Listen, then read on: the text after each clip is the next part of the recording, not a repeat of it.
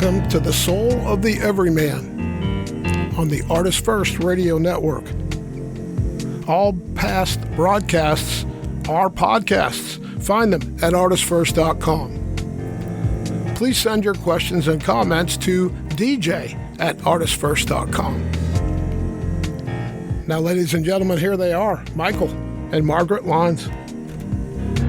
Thank you very much, C-Man. And I am Michael Lyons.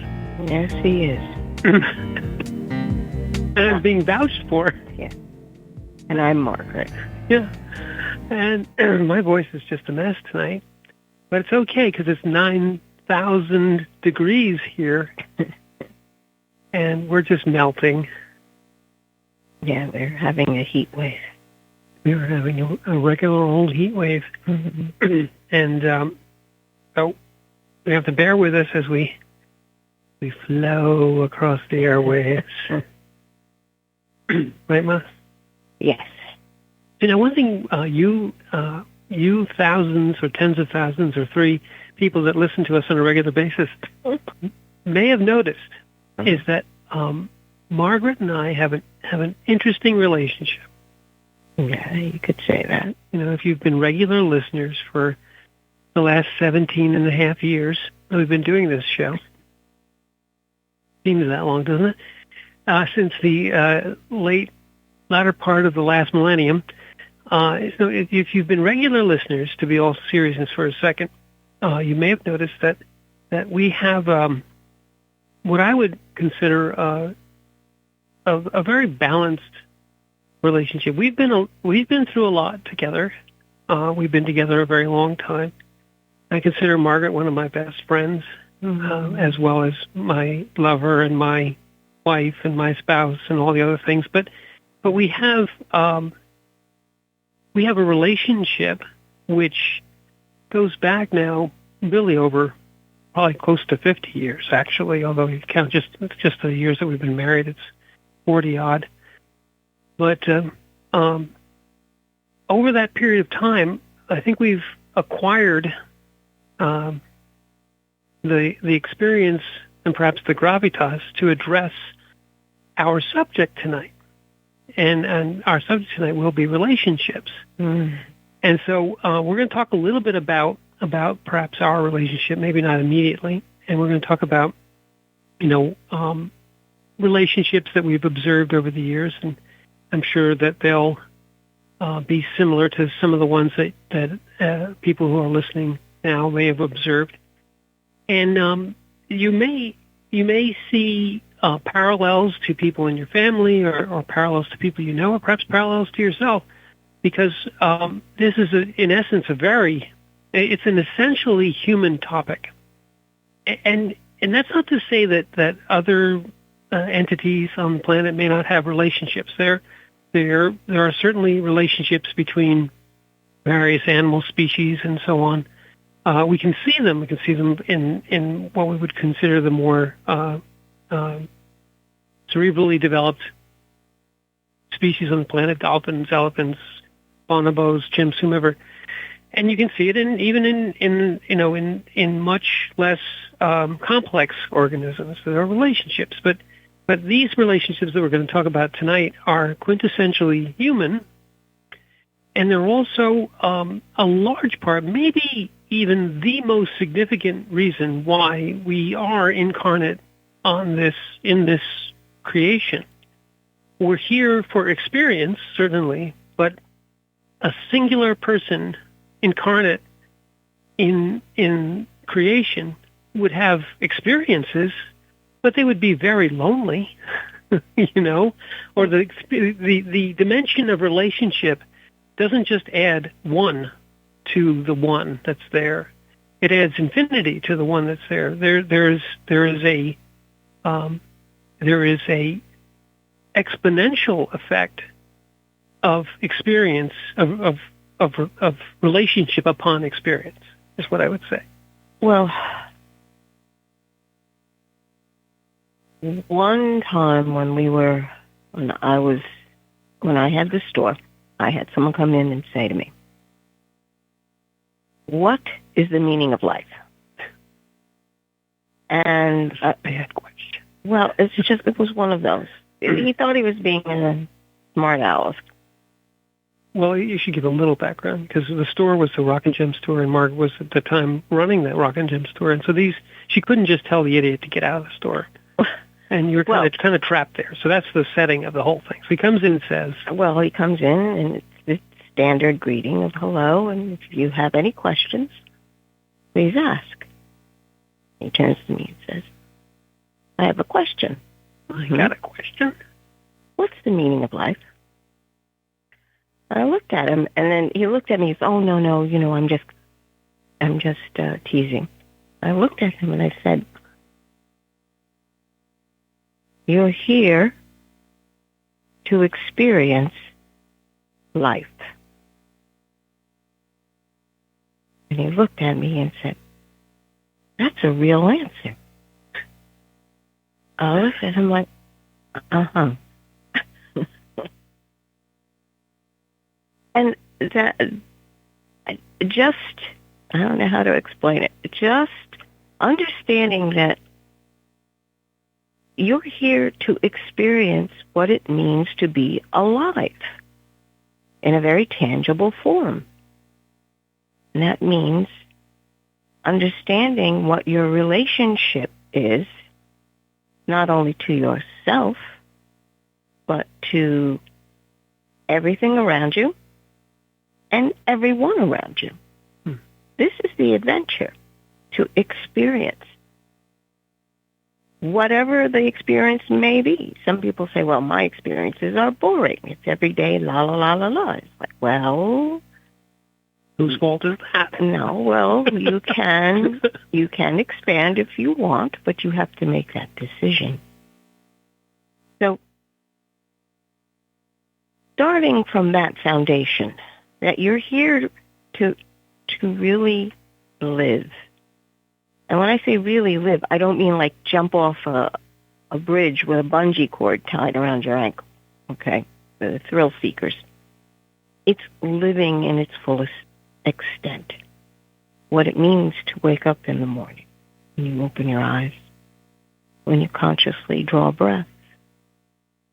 What it means to walk, simply walk down the stairs, down a hall. It means to listen, but truly listen. Are you listening only on the surface level, or are you listening to the words of someone who's speaking to you and what they want to communicate? To touch, to feel,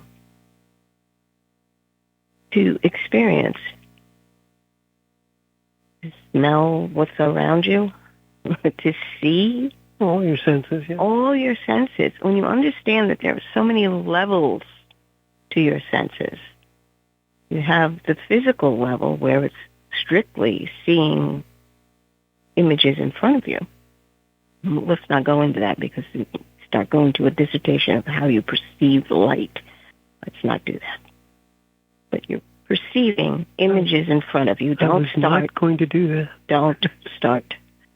You see the relationship we have? Yes. Listen. I am listening. Okay. Listening to levels, and then choosing how you're going to interact between each other. When you understand there's many different levels of interaction, it is the richness and depth of any experience, any relationship that you may be having. And it's basically what we're talking about is your relationship, not only to another person, but to your world, your reality, how you're interacting in that level. Right. So what I'd like to focus a bit on is when you don't have that kind of depth of perception, you're not experiencing life. You've decided that it's too much. And there are moments in this life where it's just too much and you need to pull away so that you can gather yourself back together, because life will throw you, spread you. But to come back and to be able to focus on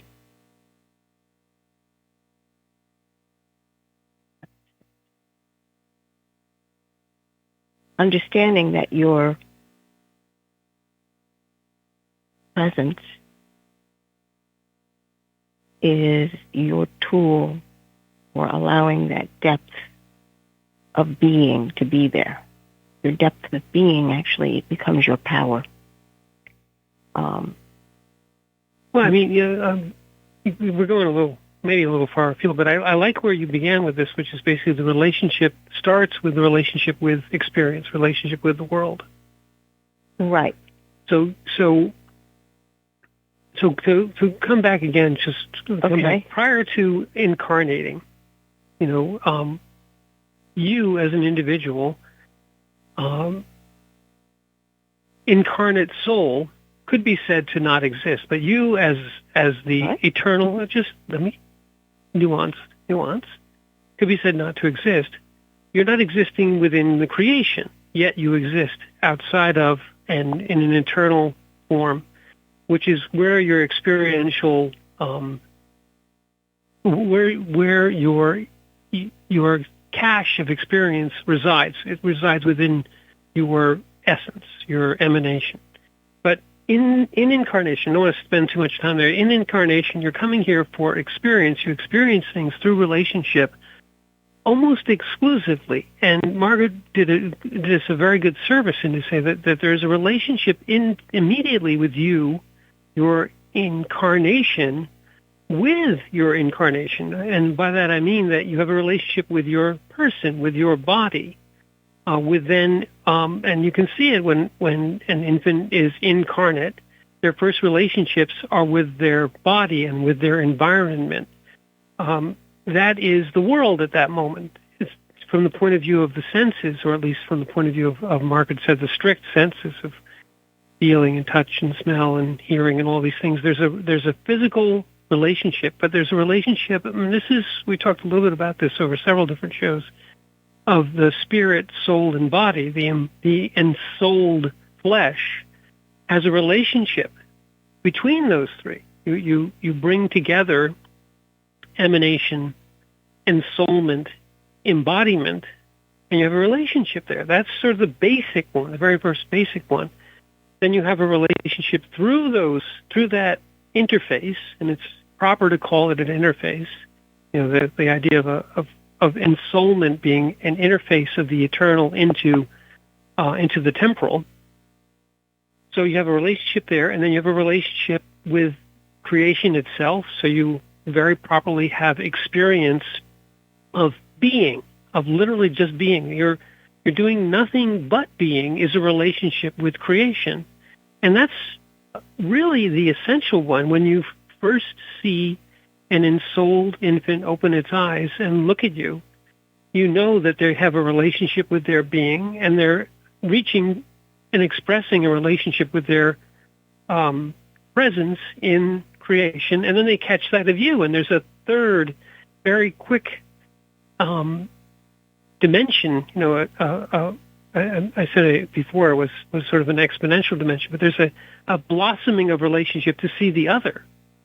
Because infants instantly recognize, and this is again the sort of the humanity of the whole thing, instantly recognize the ensoulment of another within flesh and being, because that's all they've got. They're right there. Their relationship with their being in presence is native and natural, and it's what we all strive to realize again, not to get back to, because you never lose it. You just kind of hide it.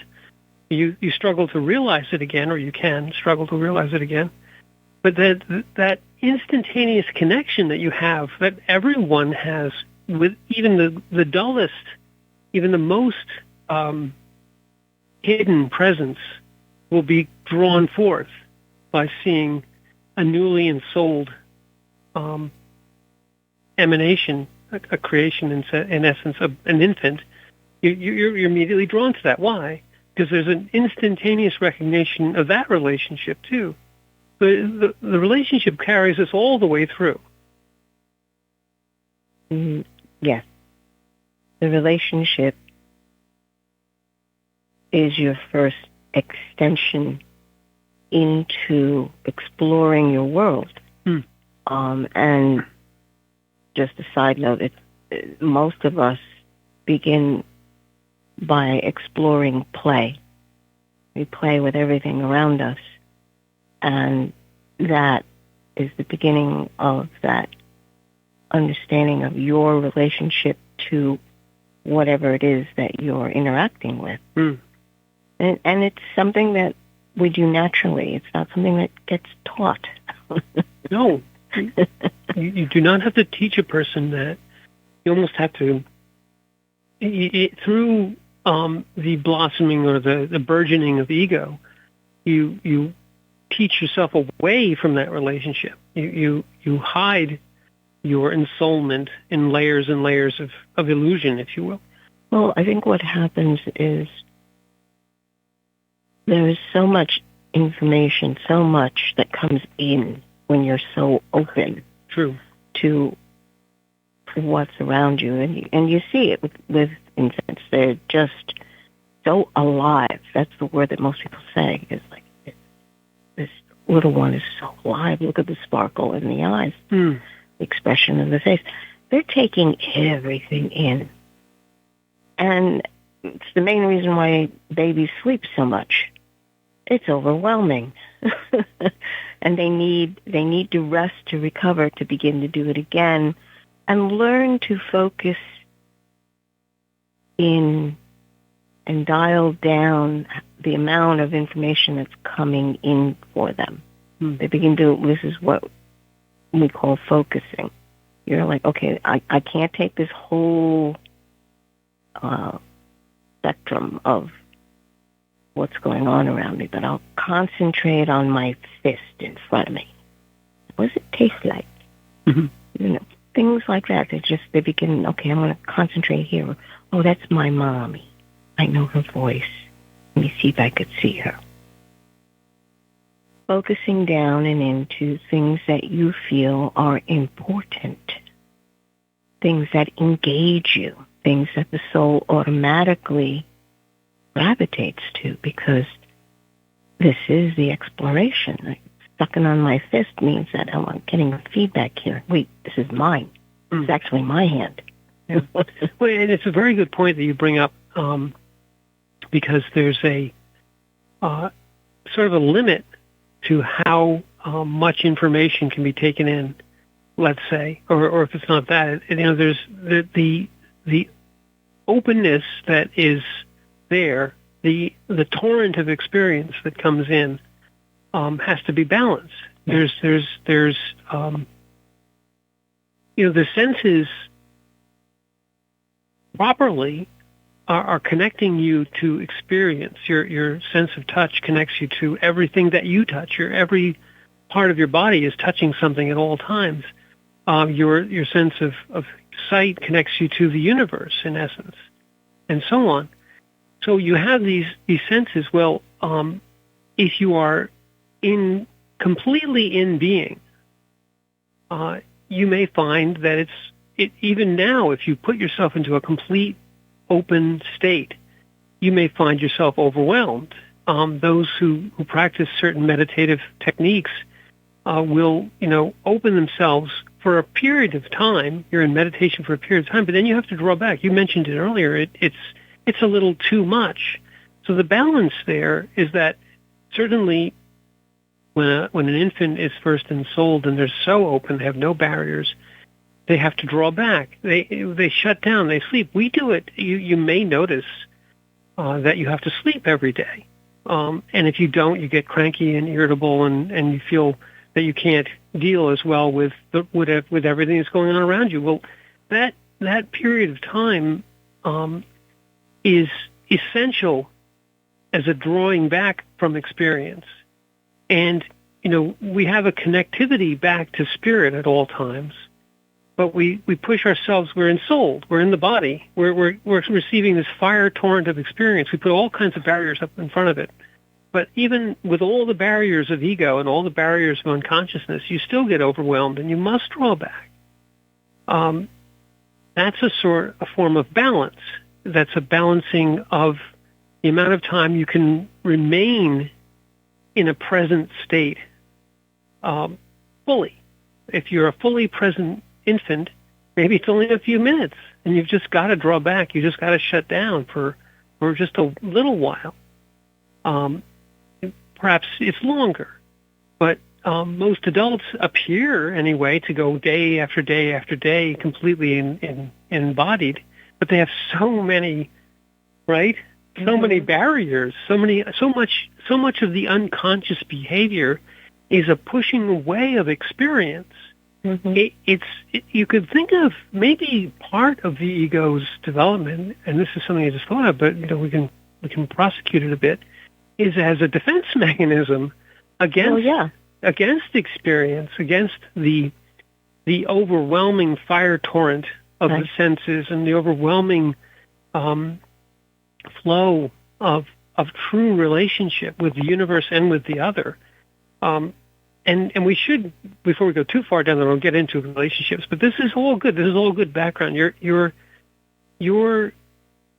part of the reason that relationships get clouded or get distant or get sort of warped is because you're too close. You may have felt that over this person. I feel too close to this person. There's too much. I feel overwhelmed by them.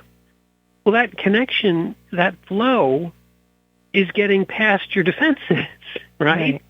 And those defenses, the defenses of ego and unconscious, and all the barriers you put up of who I am or who I think I am.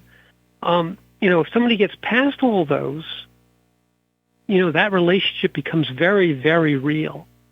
And it can be overwhelming if you're so comfortable in your egoic illusions and all the buffering and all the unconscious behavior. True relationship can be scary, Well, you're meeting people. You're meeting the other. You said this, Margaret. When you look at someone, and Margaret does this all the time, and you meet their eyes, sometimes they run. Yeah. Because it's too much. Yeah. Yeah. I remember thinking, there must be something wrong with me. These people are running away. I couldn't understand. What's going on? But you see that this is a behavior which is a defensive mechanism. When you look deeply into someone's soul through their eyes, when your presence meets theirs in connection and relationship, it can be overwhelming because you're getting past all of these egoic defenses. Well, the thing is, you want to feel secure. You want to feel safe. And a lot of people do that by saying, well, I only want to present this much to the world and see how they interact with it. Mm-hmm. That's true. And when someone is able to see past that presentation that you're giving and see you, that can be very, very scary because you were only willing to interact with this person through this filter. Yeah, this facade that you put, this particular face was what you had said to yourself. I will interact with the outside world through this. And it's only when you've done that enough and you've gotten tired of pretending that outside face is actually you, that you will receive someone who's able to look at you and see you past that face and be willing to interact with that person past that face. Until you get to that point, you are forever going to bring that face up as a shield for, no, I'm only interacting this way. No, you can't, don't look at me too deeply. No. And usually it's because they feel that they would be unacceptable. They're flawed somehow, that there's some kind of internal standard that they already know that this is how you're supposed to qualify people. And frankly, that's what most people do. Critical people are critical because that's the metric that they use for themselves. So what they're doing is they're speaking critically because that's what they hear constantly for themselves. In that sense, you almost look at them like, it just feel sorry. It's like, you mean you tear yourself apart moment by moment? No peace? No peace. But let's not go too past this, because there's something very, very interesting here, very important. The soul, the person, the actual being, not only desires relationship, but it's sort of an essential food.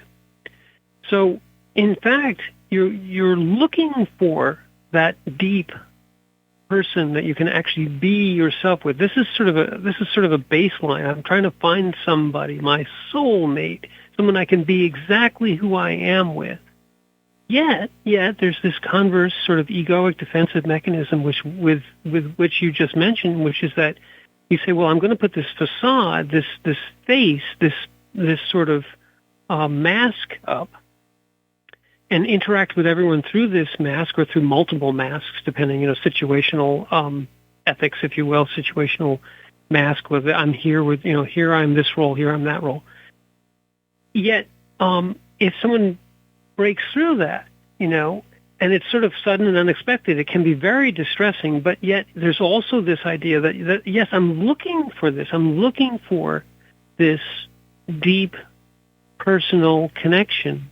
That I can be my real self, or as that the true ideal relationship is that there is a flow of being between two persons, between two entities, two beings, a flow between them that literally reflects the each other's being. There's a complementary flow, and it's a very balanced flow.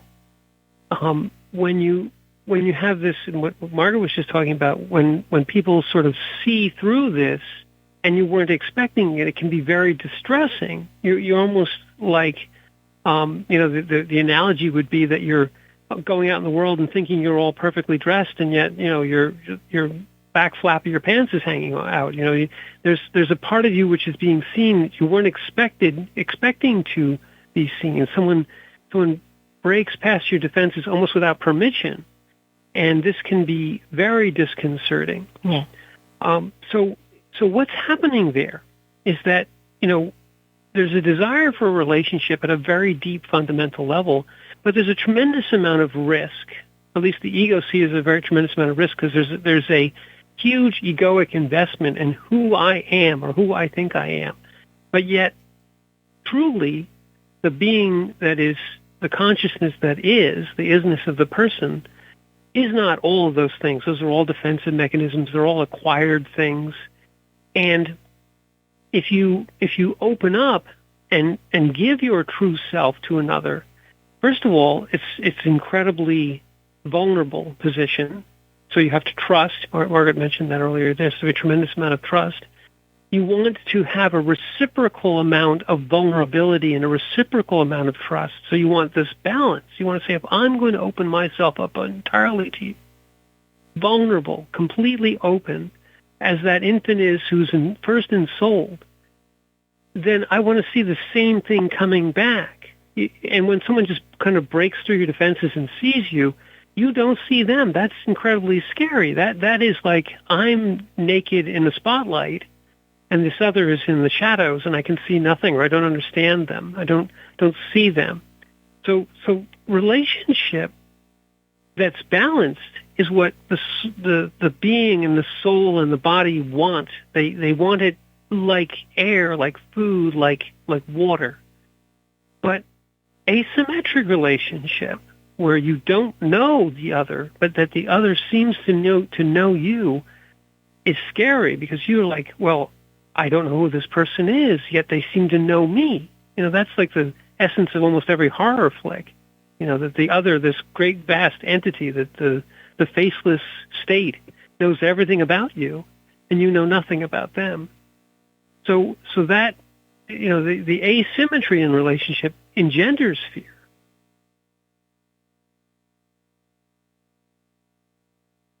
Well, a lot of it has to do with whether or not you are being brutally honest with yourself. Oh my, yes.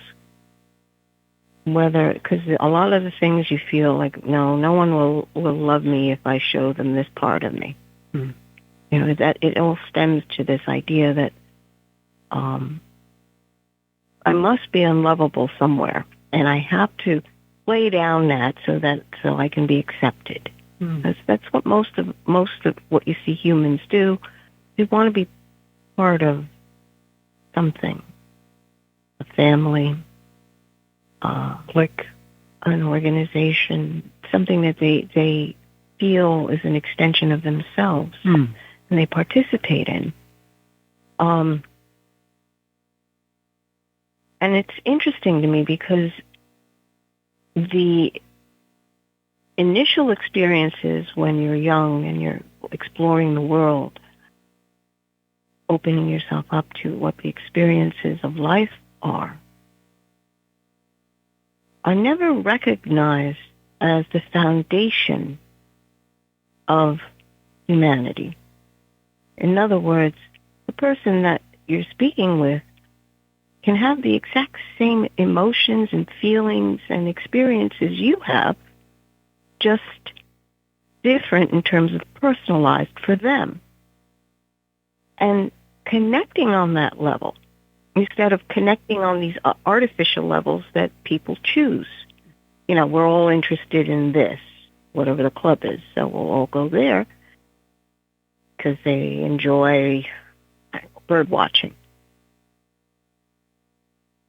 But the interaction between the people in that group is what happens.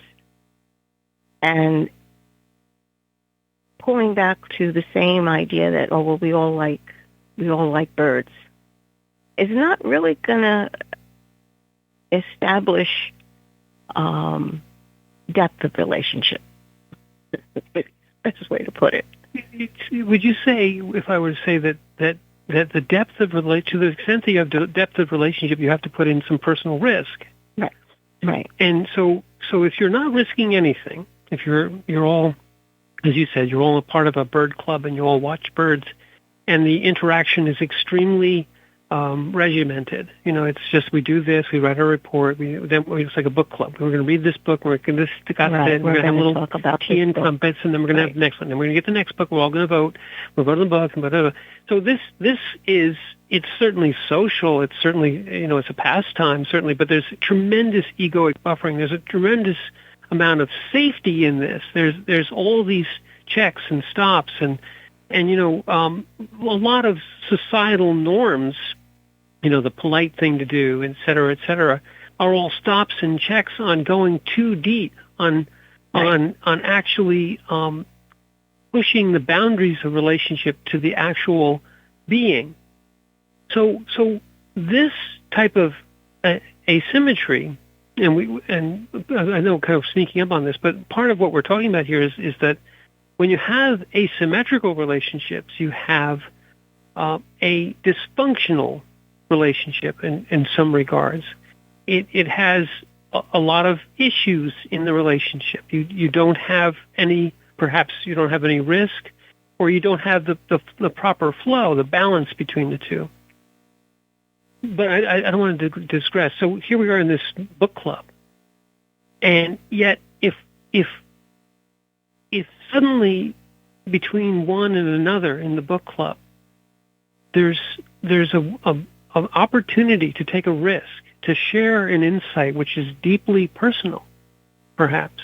This passage in the book reminded me of when my father died, and how devastated I was by that, and how much he meant to me, and how deeply I miss him even to this day. And can I tell you about that? Well, now I'm taking a tremendous risk because everyone else may say, well, that's not what the book club is about, and you get rejected. So you have to take that risk of rejection. You have to take that risk of opening yourself up, the vulnerability, the sharing, the willingness. And when do you do it? You do it when you feel that the other has given you some indication that they're also willing to accept. Because accepting someone's deeply personal revelation about a particular event, this is what this really meant to me. I really need to talk to somebody about it. And you seem to be the person. Well, that is an opening which goes both ways, because if you accept somebody's overture, you open yourself up too. The risk of opening oneself up to another becomes symmetrical. Or rather, if it's going to be true, the other must open themselves up to you. You just can't reveal this incredibly deep, meaningful thing to someone who's an AI or a robot, and it just hears it. Says, okay, great, next thing. And you go, well, doesn't that mean anything to you? Right, it has no impact. It has no impact. But if you find someone with whom it does have an impact, they have to take a risk too. They have to accept this deeply personal, energetic connection.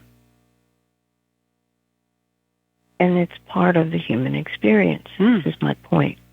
How deep you want to go depends on each person. Mm-hmm.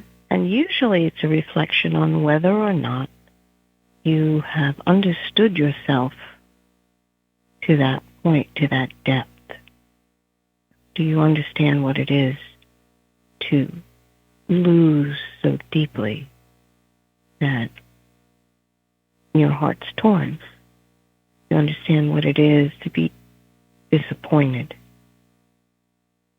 and the different levels of disappointment, whether it's, important things like your job or maybe you were trying to get into a certain college or a new, something that would open up a whole new pathway for you, and it was denied you. These are deep experiences that you have to come to terms with and say, okay, I can recover. I can do something else. I can try again.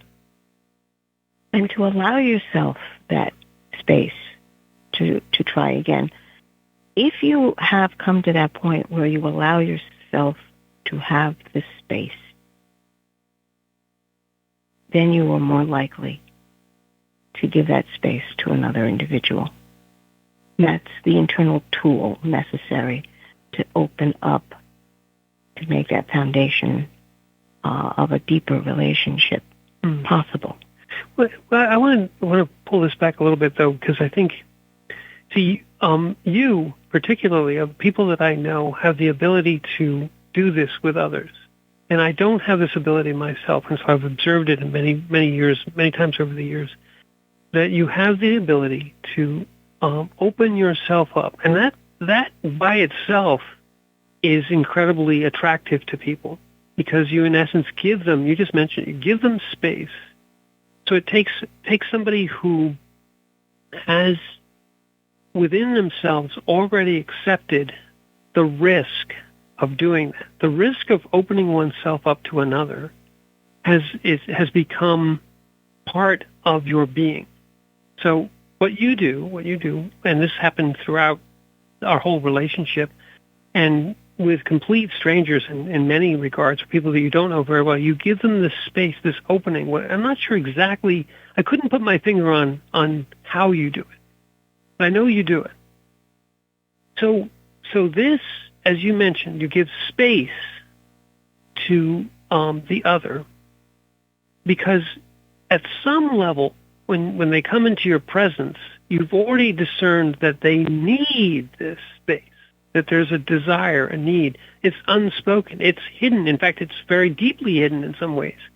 But yet you're able to see them, and you're able to, in very short order, establish that this is going to be a symmetrical relationship. I wrote this down earlier, that depth requires some sort of investment, some sort of risk from both sides. If you're going to open yourself to the other and allow them space, you've taken a risk. You're putting yourself into a vulnerable position. You do that because you perceive that they need this. And then you have the willingness, and this is not just you, there are people around the world who do this, but they're a small group who are able to open themselves up, provide space for the other, and also give this amazing, I think the third component is that you say, this is a safe place. You can be vulnerable with me. There's no judgment here, perhaps is a good way of putting it. That's sort of a trendy word. And so this happens, and then these complete strangers, this is in my observation, turn into puddles of goo and share deeply personal things with you that they have to get off their chest, that that are burning within them, that they can't find. So this is the benefit of these symmetrical relationships. If you go through your life and you see asymmetrical relationships all the time, let's digress for a moment, I'll come back. You see asymmetrical relationships all the time. Your boss and your employee. You've got this group that has the book clubs, and there's a boss of the book club, and there's the HOE manager, and there's all these little, polite things that you have to do, and there's all this. Well, I do this and they do that, and if I'm in charge, I get to tell people what to do, and if they're in charge, they can tell me what to do, and so all this happens, and none of it has this ability to have a deep relationship. You may have an acquaintance. You like your boss. You like the people in the book club. You occasionally wave to them as you walk by. You look at your neighbors, blah, blah, blah. None of those people, were they to keel over dead the next day, you would say, oh, that's terrible, and move on, because there's no depth, there's no connection, there's no balance, there's no risk in that relationship. It just is. It's a sympathy card. But when you've come in contact with somebody who has risked all, who has opened themselves to you, who has given, the colloquial phrase is, they've given you their heart. They've exposed, in essence, for your heart, they've given you theirs. This relationship is child to parent. This relationship is bone to bone, blood to blood, spouse and husband and wife, or spouse to spouse. Father or mother to child. This is not, although they're all oftentimes familial or spousal relationships, but they're more than that. If they're true balanced relationships, true fully open, risk-taken relationships, you've opened yourself to the other to both love as well as potentially hurt you. You're going to be hurt by the loss. You'll be hurt by any sort of betrayal. Why? Because you've given them your heart. You've opened yourself. So back to Margaret for a second. Very few people do that easily. Very few people can do that with strangers. To do it with a stranger means you don't see them as a stranger. You see them as another present, ensouled emanation from Source who is me. You see them as the everyman, to use our eponymous name. You see them as a soul of the everyman, of the other, who is me. Yes. And you see that they are troubled. And like everyone else in the world who says, I don't care, I'm not going to do that, that's going to be too risky, I don't want to hear about their crap. No, Margaret says, I'm open to hearing your pain. Tell me. Not in those words. Oftentimes it's completely wordless.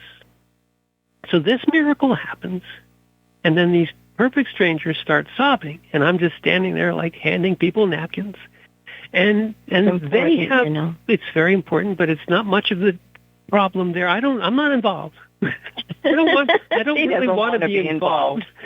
but I am a good witness for this. And so you see this because what's happening there is the balance of vulnerability and the balance of, I will offer you my pain to hear yours. I'll show you that I understand not what you've been through, but I know that your need to express this requires the the openness to hear it. I will be your witness, is another way of saying this. I will be a place that will hear you and witness what you need to tell me. And in sharing this symmetrical relationship, there's tremendous depth. There's a release of pent up energy, and sometimes a lot of release of pain or of guilt or of grief. There's a healing, and there's a connection, which then years later, years will go by, the world has changed, everything, and these people across a crowded mall will see a glimpse of Margaret, and they'll come running over, and she's like, "Who are you?" Because maybe you don't remember them immediately, but they remember you, because there's a heart connection which is impossible to deny, because they were able to be seen and heard and know that they were being seen and heard in that relationship at that moment. So this is something that's sort of a superpower that I'm in awe of in many ways. But it comes down to our basic, well, it's true. It comes down to our basic theme here is that in an asymmetric relationship, where you express sympathy. Oh, it's so terrible that this happened to George. Oh, it's what's for dinner? Or, well, that's what people do. You can't care about everything. It's too overwhelming. But some people can. It is amusing, but it's true. The asymmetric relationship is, oh, I hate my boss, they hate me. We're moving on. We'll still keep working there. But if you have true risk and true openness and true flow in a relationship, you're risking something. And when that person gets hurt or leaves or betrays you or the relationship changes, there's pain, there's suffering, there's also the recognition of how much they mean to you and how much you mean to them. This is the balance.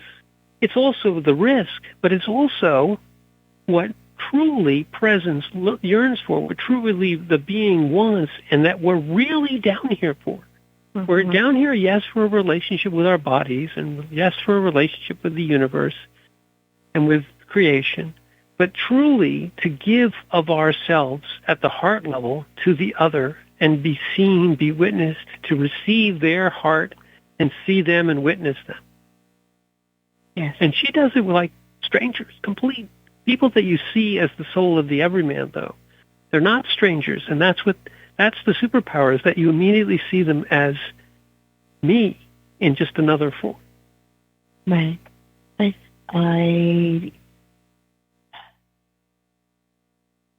scary. I don't like being there. You don't? No, I just want to. You want to run away Here's too? a tissue. Go talk to me. Talk to her. What? It's not true, but you do it so much more easily. I find myself in awe of it because of the ease with which you will leap into that burning gap, into that leap of faith of God knows who these people are. I'm like, don't touch that. No. Why are you touching that? Bad things can happen. It says right on it. Don't press this button. And you're here there, bang, bang, bang, bang. Let's see what happens. No. Okay, you're assuming that this is just completely out of my own head, and it has nothing to do with my head at all. You can talk to the motives. That's a good idea. Okay, but what unfolds in that moment is there's a certain clarity that comes, and you actually see. You see what's going on. Mm. You see the smile that they put on their face, but the heartbreak that's deep within. And in that moment of clarity, I always ask God, what is there something I need to do? Mm. Because seeing it is your first step. The clarity that's been given to you, you know that it's not something that you do automatically. It's such crystal clear clarity that you get nuances of things. Why this person is so defensive because of something that happened in their childhood. It just goes to levels. So the question comes, do I need to take action? Do I need to do something, or is it okay for me just to be here? And inevitably, you have to come to that point and say, okay, that clarity is there. Do you take the step? And that requires courage. Courage. It requires courage because you take the step and you have no idea what you're dealing with, except that you've been given this sight of, okay, oh dear. It's something that has to be, but if you wouldn't mind for a second, Sure. the process that you just described, I would say that it breaks down into three separate parts. And the first part of it is everyone, when you meet someone, you can see to the extent that you allow yourself to, you can see their pain. You can. Because we all have the eyes of the heart. We cover them up. But if you open yourself at least that much, you can see their pain. And then you fail at this next step, and Margaret doesn't. You fail at the courage to open yourself. That's the first step is the step of vulnerability. And it goes to our quote, which we should bring in eventually, but it goes to the step of vulnerability. You're open yourself to serve. You say, what needs to be done here? Make me a tool. Make me a present witness of the moment of now. And you do that by connecting yourself not to the one in front of you. That was the first part. You saw what they need. And then you ask, do I need to be the one to bring it in? Do I need to be the one who opens up? That requires courage, because if the answer is yes, you got to carry through. Then you have to will. That's the third part. You have to say, yes, I'll do it. And then open yourself up to God knows what. Well, yes. May I? Yeah. It's compassion. Courage floods into you, and you know that this needs to be done. And the compassion floods you, and that becomes your juice to have the energy enough to begin to do what the task is. It's that love that powers it all. The compassion, you see the suffering in front of you. You acknowledge the suffering. You're not afraid of it. You acknowledge it as this is your experience. You know, it's not my I know what it is to be in pain. Maybe that's the best way to put it. But your particular pain has your own experiences written all over it. But I can hold space for you to walk through the pain. Let me stop you for a second. You said the most key important, you have to love them. Yes. And this harkens back to Christ's words of I think the most important commandment is to love your God with all your heart and mind and soul, and love the other as yourself. To do that, that's where you get compassion. That's where you are able to connect up. That's where you can open up, because in love you can do anything. That's the juice, if you will. But I'm not doing that. The heck with that. No, you see, that's what I mean. This is the point. Is right there. You're like, I could love this person. You're like, nah, the heck with that. But you push past that and maybe habituate yourself to it. It is that love of the other, the soul of seeing yourself in the other is to love the other as yourself. It's the same phrase. Right. But it's asking for that wisdom, that divine wisdom. Is this what needs to be done? Because you say habituate yourself. Well, when you habituate yourself into doing that, you get into a lot of trouble. Right. You need to do it when it needs to be done. That's the other thing. Yes. It has to be the truth. Yes. So I asked internally for divine wisdom, what is best for this moment?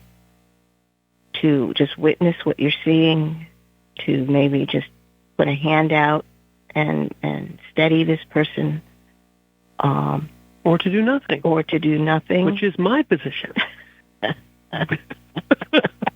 Should I pray for this person? Prayer is very powerful. But I'm just a coward. That's the thing. You're a coward. Doing nothing is easy and safe. seems that way now, doesn't it? Yes, it does. It's just that when you have that point of clarity, Yes, I know. you know what's going to happen if you don't execute what you've been given. And in truth, we've both been in situations like that where we know where we have had to do it. But I am not as courageous as you. I will say that, and frankly admit it. And the reason is that you do have to be more. The habituation of it is, and you're right. If you do this as your default position, you're bull in a china shop. I'm always going to be, tell me all your pain. You know, you're Dr. Phil. No, that's not what you're doing. You're saying the important step of saying, is it me? Is this the moment of now? Do I have to be the one who brings this in? And whatever the answer is, you follow it. Right. Because I can't see everything. I do know that that clarity comes forward, so you see. But what to do requires a wisdom that I don't have. Okay? Anything that comes out of me is not me personally. It is that grace that comes through. It's like, this is what needs to be said right now. So this is the greater I. This is the connection up. This is truly becoming an emanation of Source and knowing what needs to be brought into incarnation. This is the flow. This is the flow. It's also very risky. It takes great courage. It takes great will. But you know that is the basis of a relationship with the other. Is to see yourself in the other and see the other within you, because that's the true connection. That's the humanity. That's the connection of Source from which we all spring. Let's just read this before the show ends. Let's read this quote before the show ends. So, and it is germane at this point. So, would you like to essay it? Sure. Relationships are never about power. And one way to avoid the will to power is to choose to limit oneself to serve. And this is William P. Young is the... Which I don't know. I don't know that philosopher. But this is what, in essence, what you're doing, what Margaret is doing and what I fail to do, it's true, is to serve that greater I, or to will oneself to be a channel of what needs to be, and that requires a tremendous commitment. It requires space. It requires an outflow and inflow. But all that, once you have willed it, that power will come. You don't need to provide all that, but you do need to give the permission for it. Yes, you basically ask in that moment what needs to be, and in this moment, what needs to be? We have reached the end of our hour. We need to be gone. And I'm Margaret. And I'm Michael. And thank you for being with us.